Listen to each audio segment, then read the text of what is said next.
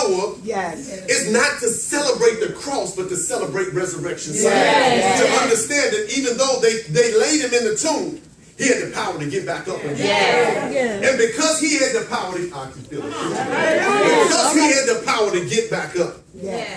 We got that same power that lives on the inside of us. The Bible says not our spirit life, but the same power that brought Jesus back to life from the grave lives on the inside of us. That means there's no storm I can go through that I don't have the power to endure. I don't care who talk about me. I don't care who don't like me. Who's against me, because God is for me. More than the whole world. Times in our lives, we'll see people watch us go through our worst situations. And we want to go through in private, but God makes it public. People watch you get fired off your job. People watch you go sign up for assistance. People watch you get set out of your house. People watch them tow your car away. It's not done private, it's done public. Oh, glory. Hallelujah, Lord. If we learn to patiently endure. Oh, thank you, Lord. Thank you. Because see, God said, I'm working something around you. I'm working something through you. And God's going to end up getting the glory. See, the thing you got to understand that we as Christians, we can bend, but you can't break us. When I've got the word on the inside of me, my storm might make me bend. It may look like I'm level to the ground, but I may bend, but you can't break me. Because there's something on the inside of me.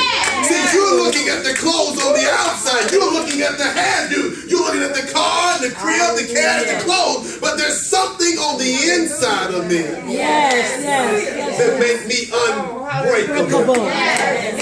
You might shake me, but you can't break me. You might surprise me, but you can't break me, because there's a power that lives on the inside of us. I'm talking to some folk this morning that you got to have. So we got Christians with identity crisis. They don't know who they are. We know who Jesus is in God, but do you know who you are in Christ? Oh, hallelujah. I am the righteousness of God in Christ Jesus. He said, I am his righteousness. He's put his stamp on us. He's put his seal on us. That no matter what we go through, we're able to come out if we don't lose our faith. We don't stop hoping. We don't stop believing. We don't shrink back. I can make it. Hallelujah, Lord. Now, I can prove this to be true. Watch this. Look back over your life. There are things that you've already been through that when it first hit you, you say, I don't know how I'm going to come out of this. And it began to surprise you, but it didn't surprise God. You said, I'm going to be stuck in this situation. Don't know how I'm going to come out. But all of a sudden, God made a way. In the midst of a place where it looked like there was no way, God made a way. Hallelujah. Let's go a little further. Don't keep me too long, man. Keep me too long. Come on. Let's go a little further. Watch this. Watch this. He's bringing us out. Now we see this. Go to Psalm 16. We got to see this resurrection thing. We got to understand that it's already prophesied by David. David began to prophesy about this resurrection in Psalm 16. And once we get a revelation of that, to understand that, now watch this. You must have your life built on word. You can't have your life built on what he say, she say. That stuff don't last long. In the midst of your storm, the only thing you can walk on water on is on the word. The only reason he was able to get out of the boat and walk on water is because God said it. He was waiting on Jesus to give him the word. Hallelujah. Watch this. Watch this. Psalm 16, you got it? Need some time? Say, hold up. Amen. Amen. I want you to get there. You got to read it for yourself. Verse 10. For thou wilt not leave my soul in hell, neither wilt thou suffer thine Holy One to see corruption. He said he won't leave us in a hellish situation. Amen. He's talking about Jesus when he said, you will not see your Holy One see corruption. That means I won't let him stay in the grave and deteriorate. I said deteriorate. Listen to me. He's prophesying about it, about Jesus. Amen. Now watch this. Go to Matthew 12 right quick.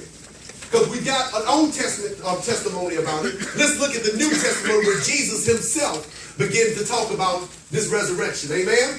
You must understand the power of the resurrection is not just in the suffering, because a lot of philosophers suffered.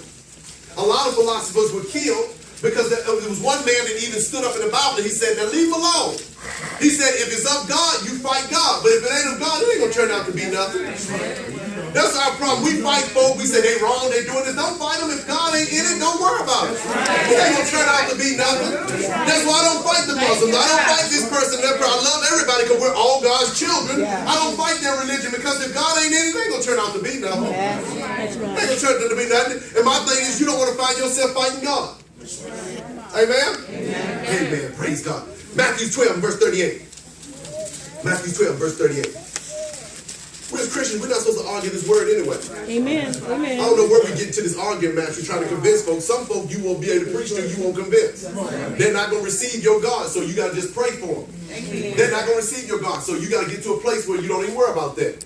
I'm going to tell them about him. I'm going to show. See, the main thing is not tell them about him. You can show them in your life, and that'll convince them more than what you told them. See, we spend too much time trying to talk saved instead of just going to live saved. If we're going to just live saved, then therefore we'll be a better witness. Amen? I'm a better witness to turn the other cheek when I know I can pay them back, but I don't pay them back. Amen.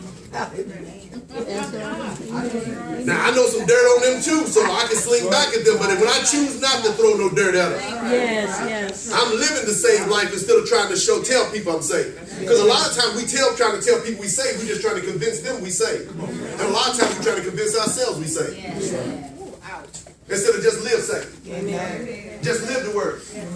Just become a living epistle before men, heard and read men. You got to look through the heroes of faith through the Bible. They went through persecution, but they reviled not back at the people that persecuted them. Just live the life. Amen? Amen. That's your job, is to learn how to live this life. And it'll be a witness to everybody that you've been trying to convince. Amen? Amen. And most of all, you'll be convinced. Amen. Amen. Matthew 12, verse 38. Look what it says. Then certain of the scribes and of the Pharisees answered, saying, Master, we would see a sign from thee. But he answered and said unto them, An evil and adulterous generation seeketh after a sign, and there shall be no sign be given to it, but the sign of the prophet Jonas. For as Jonas was 3 days and 3 nights in the whale's belly, so shall the Son of Man be 3 days and 3 nights in the heart of the earth. He's telling us right there, that's the only sign I'm going to give you is my resurrection. You want another sign of who I am and who sent me? My resurrection is going to be the thing that put the seal of approval on to let you know that God sent me. Amen? Amen. So we got to understand that process right there. Watch this. Now we see this invitation of another chance in people like Moses. Moses killed a man. He killed an Egyptian. He's living out in the desert. But God offers him an invitation in a burning bush. And even though he makes excuses, he accepts the invitation. We see this process not only in him, we see this process in David. David was called a man after God's own heart. But he kills a man, commits adultery, and God gives him another chance. We see the same thing that happened in Jonas. We just read about it.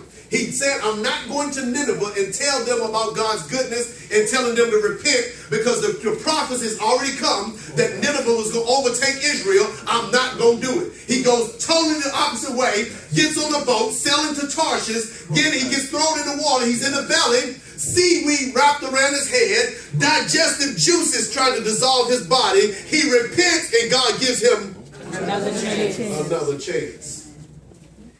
All through the Bible, we see all these heroes of faith that God gives another chance, but we as Christians are scared to ask God or just take his invitation for another chance, hoping past my tomorrow. And a lot of us are still living our tomorrow over and over every day because we're scared to step out on God's grace and his mercy. You don't have to keep doing it over and over again. See, the problem is not just the sin. The problem is you being willing to just lay in your sin. That's the problem. A lot of us are just willing to just lay there and say, keep doing the same thing over and over. I have no hope. Hallelujah. I'm almost finished with you. I'm almost finished with you. Go to Proverbs 19 and 21. Proverbs 19 and 21. I've almost got you there. Proverbs 19 and 21.